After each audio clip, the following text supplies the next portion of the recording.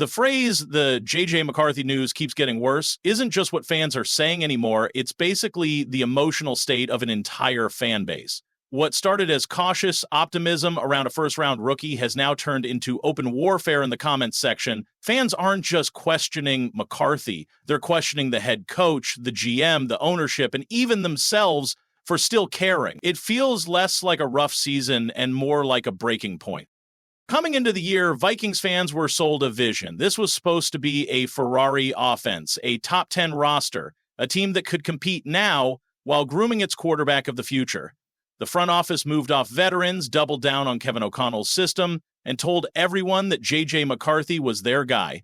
Now with the team spiraling and McCarthy in concussion protocol, it looks less like a carefully built plan and more like a high-stakes gamble gone completely sideways. The comment section doesn't pull any punches about why. Fans list injury after injury like a grim resume.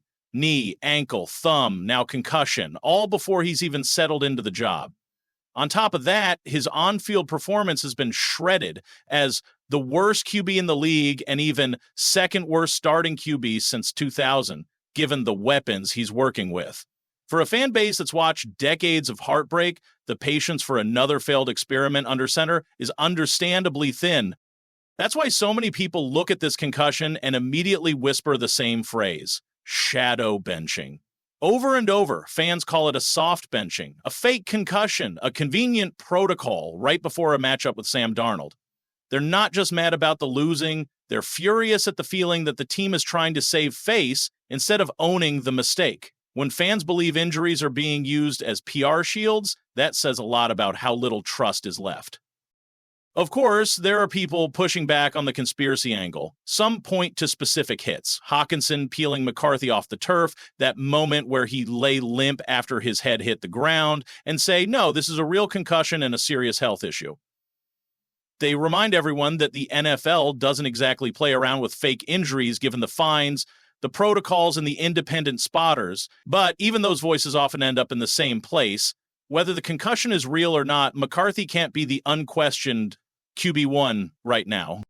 If McCarthy's future is in doubt, fans are crystal clear about who they blame for the present, Kevin O'Connell and Kwesi Adofo, Mensah. KOC is getting roasted as an all-time clown, a guy who can't develop a quarterback, can't call a consistent game, and hides behind excuses. Kwesi is being called the worst GM in Vikings history, accused of dismantling the roster through the draft and letting a known commodity like Sam Darnold walk for nothing. To these fans, McCarthy isn't the root problem. He's the symptom of a much bigger disease upstairs. There's a deep sense of betrayal here that goes beyond one bad season. Fans talk about watching this team for 40, 50, even almost 60 years, through Tarkenton, missed field goals, 1998 scars, and every gut punch in between. When someone says, this is the shittiest team I've ever seen, that's not just about the record. It's about expectation versus reality. They were told this roster was ready to win now, and instead they're watching another slow-motion collapse with a rookie who looks nothing like the answer. In that frustration, McCarthy has gone from future franchise quarterback to punchline in record time. The nicknames China Doll, Glass Joe, Soft, Injury Prone tell you everything about how fed up people are. Some insist he'll never be more than a backup, that he doesn't have the arm, the vision, or the toughness to handle the league. Others go even further, saying Christian Ponder was better and that they're seeing Ryan Leaf vibes all over again. It's harsh, but that's what comes out when a fan base feels burned. Yet even in that storm, there are still a few voices saying, slow down. They point out that every rookie struggles, especially when the offensive line is banged up, receivers are dropping passes, and the scheme expects a second-year Mahomes instead of a first-year kid. They remind everyone that McCarthy walked into the NFL from one of the best college situations in history to a far more chaotic environment. In their view, you don't rush to label a guy a bust after 6 starts in a situation like this. But those more measured fans also highlight is the mental toll this kind of season takes. People talk about McCarthy having a mental breakdown, panic attacks, and getting crushed by social media every week. It's easy to say stay off the internet, but that's not how modern life or modern sports media works. These players live in the same digital noise the fans do, and when thousands of people are calling you soft, a fraud, and a mistake, that doesn't just bounce off.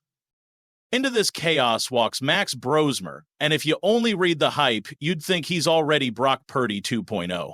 Comments are full of bro show, Brosmer is better, he can't be worse, and if he gets Jefferson 80 yards against Seattle, just let him ride the rest of the season. For a fan base that's been stuck in the mud, Brosmer represents something very rare: the hope of a clean unknown. But there are also people trying very hard to tap the brakes. They point out that most of what we've seen from Brosmer came in preseason against third stringers and future practice squad guys. They warn that if he struggles against an actual NFL defense on the road, he'll immediately become the next scapegoat. The same fans who are crowning him now will be calling him trash in 2 weeks if things go sideways. In that sense, it's not just about the quarterback, it's about a fan culture that's grown used to chewing up hope and spitting it out. The criticism of KOC isn't just about results, it's about how he's handled the offense and McCarthy's development specifically. Fans can't understand why you'd install the same complex, spread-it-around system used with a seasoned veteran and then expect a raw rookie to execute it flawlessly from day one. They see little adjustment, little effort to lean harder on the run, simplify reads, or protect his confidence. To them, this isn't quarterback development, it's throwing the kid into the deep end with ankle weights. That's why so many people keep bringing up Green Bay. The Packers sat Aaron Rodgers for years behind Brett Favre. They let Jordan Love marinate behind Rodgers. Meanwhile, the Vikings let Sam Darnold walk, handed McCarthy the keys, and watched him stall out in traffic. Fans look at that and see a team that didn't just misevaluate a player. They misunderstood the entire process of grooming a franchise quarterback.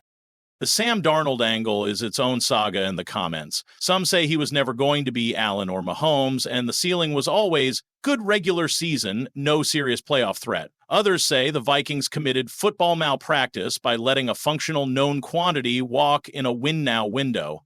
The phrase, bird in the hand is worth two in the bush, shows up for a reason. When Darnold is thriving in Seattle and the Vikings are melting down, the optics are brutal.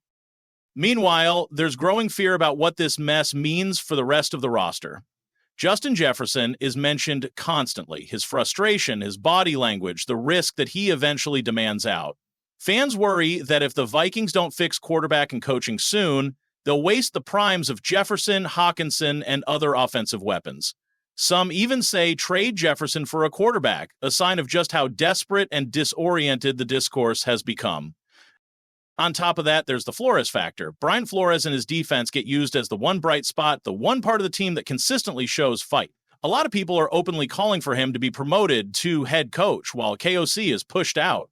It's not that they see Flores as a miracle fix, but he represents competence, accountability, and a different energy than the current offensive-heavy leadership that's floundered. All of this funnels into one core feeling: fans don't trust the organization anymore. When people call the concussion fake, the GM a DEI hire, and ownership the laughingstock of the league, that's not normal fan frustration. That's supporters who feel lied to. They believe the team would rather gaslight them about injuries and development timelines than admit they made a bad call in the draft and are now boxed in by pride and contracts. There's also a nasty edge in the way some fans talk about McCarthy that says as much about the fan base as it does about him. A few fans go beyond criticism of his play and get personal, mocking his alter ego, his maturity, even his personal life and family decisions. In response, other fans snap back and say Minnesota's own supporters are the reason nobody wants to play there. That internal civil war, fans versus fans, is almost as loud as the arguments over quarterback. In the short term, the path ahead seems pretty straightforward on paper.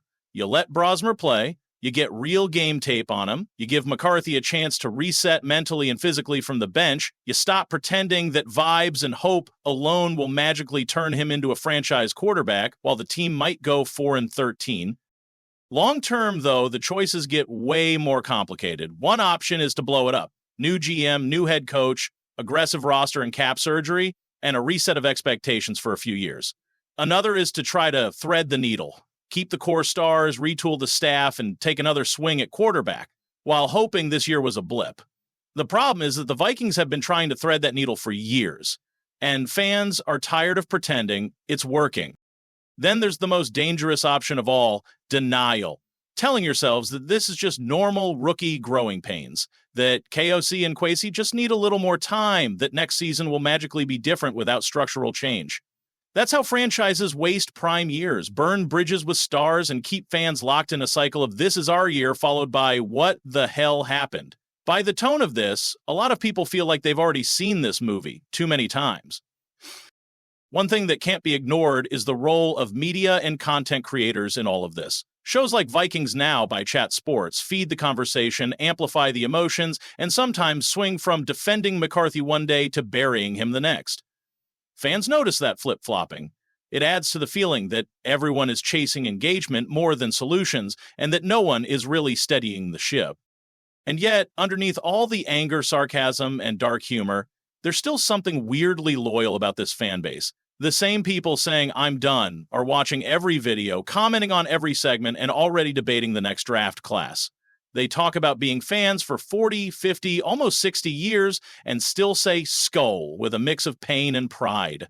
If anything, that long-suffering investment is why this moment feels so raw.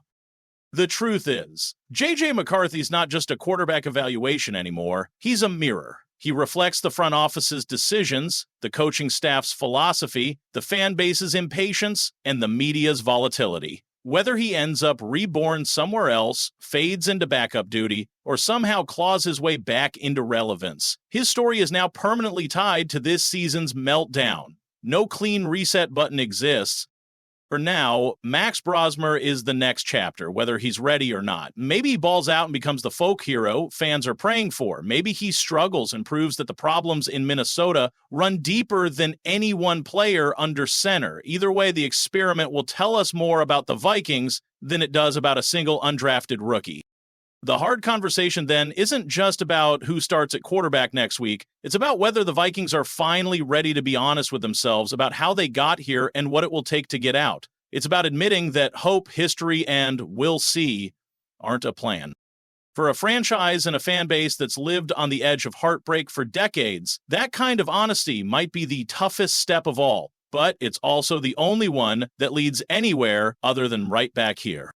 We've reached the end of this podcast. If you've liked this podcast, go ahead and like, subscribe, comment, and share this video. Doing any or all of this is greatly appreciated. See you in the next podcast.